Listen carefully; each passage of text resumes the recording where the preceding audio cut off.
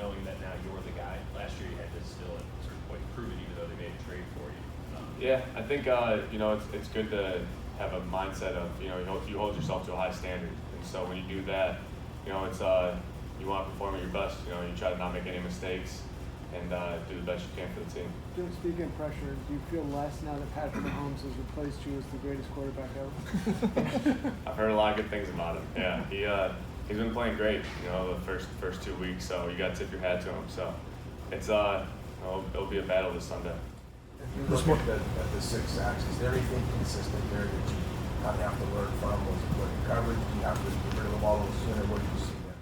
Well, I think they're all a little different. Each one's kind of its own scenario.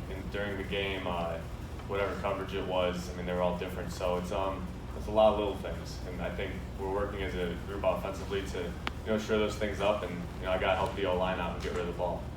This morning, Andy Reid was talking to us about the value for Patrick sitting a year before obviously you did something similar for even longer. What was the value in that for you looking back now and getting that opportunity to kind of wait? Yeah, I think it's tremendous for a quarterback to sit his first year. It's just you get to sit there and see a guy, if you're lucky, like, I got to watch Tom, Patrick got to watch Alex, 2 successful quarterbacks, how they do it. And you kind of, try to put yourself in that situation, how to learn from it, what you would do if you were in the spot they were in.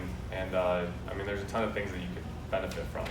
And I think if you use it properly, it's good for you. People kind of seem to think it's like an osmosis thing, like you just happen to be around the guy or that he's going to hold your hand or something like that.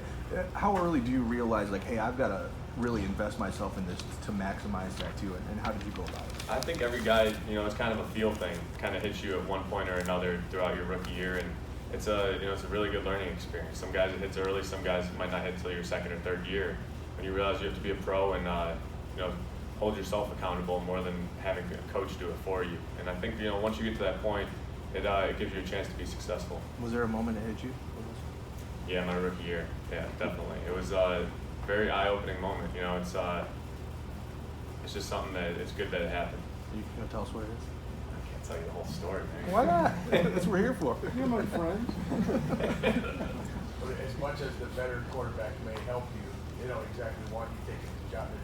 There's that competitive thing going on. Yeah, of course. Especially when it's only one of you out there. It's not like it's a receiver where there's 2, 3, 4 of you out there at a time.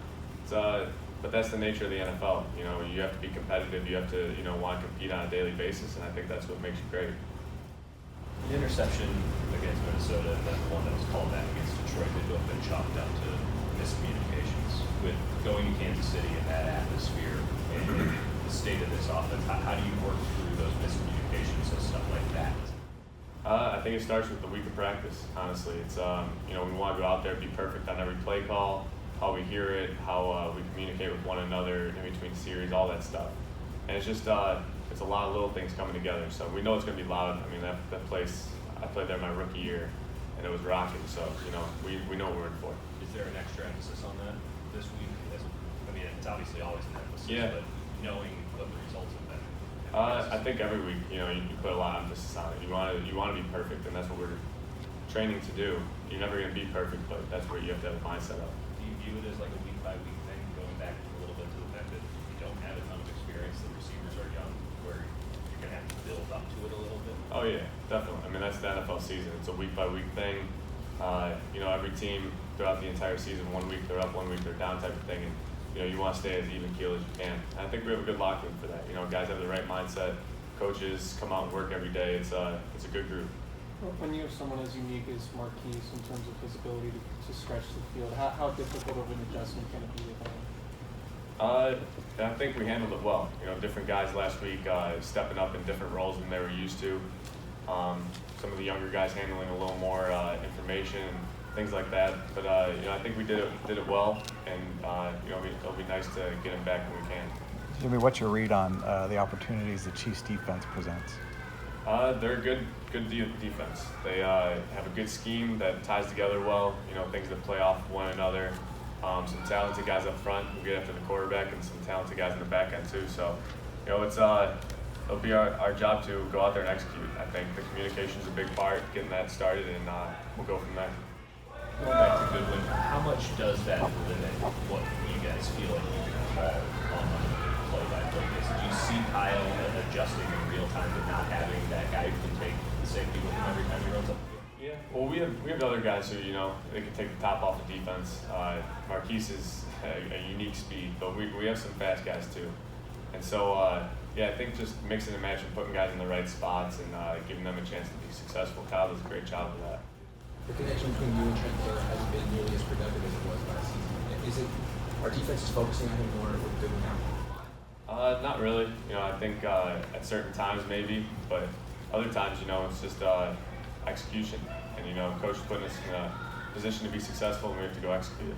What stood out to you about Rita's maturation from when you came here last year to today? His knowledge. He's a very smart running back. You know, just he knows what he's looking for on each run, what the read is. You know, if there's a cutback opportunity pre-snap, he knows it. It's tying all that stuff together. And I think he's done a great job of it, along with those guys up front, giving them room to run. But what was your view of that 66-yard touchdown run? It happened fast. I carried out my fake and everything, and I saw him cutting all the way back, and I started to run and felt very slow when those guys started to pull away from me, and Pierre was still blocking. So it was probably the longest run I've ever seen on the field. Obviously, you want to finish every drive with a touchdown, but what kind of peace of mind does it give you to have a guy like Robbie Gould, who, you know, especially look around the league and you guys are missing kicks, he does what he does? Yeah, just all three of those guys, you know, Kyle, Bradley, Robbie, just very consistent with what they do day in and day out. Good guys to be around, good locker room guys, and you know, it makes for a fun time. Chicago's Robbie was when Robbie was big. Like, you were a Bears fan, Oh, yeah. up, right? So Yeah. you've known Robbie Gould in theory for a long time. I've known the name, yeah. What's he like as a teammate? Was that kind of weird at all for you? That he's I mean, I wouldn't say it's weird. It's different for sure, but my friends, when they get around, they get a kick out of it because some of them are still Bears fans, you know. So Bears fans are upset, man. They're still angry. They let him go. Yeah, we got a good one there. But yeah, he's an awesome guy. You know, tight knit guy, keeps guys interacting with one another, and it's good to have that. On the touchdown to sell, it looked like, you know, you certainly get the Lions side of it was going to be a pitch to Alfred. Is that the first time you guys have called that play? Is that something that you put in the offseason? No, we had it last year. They ran it last year. I don't know if I threw one last year, but yeah, it's a nice little compliment that we had. You know, Selleck finished it off.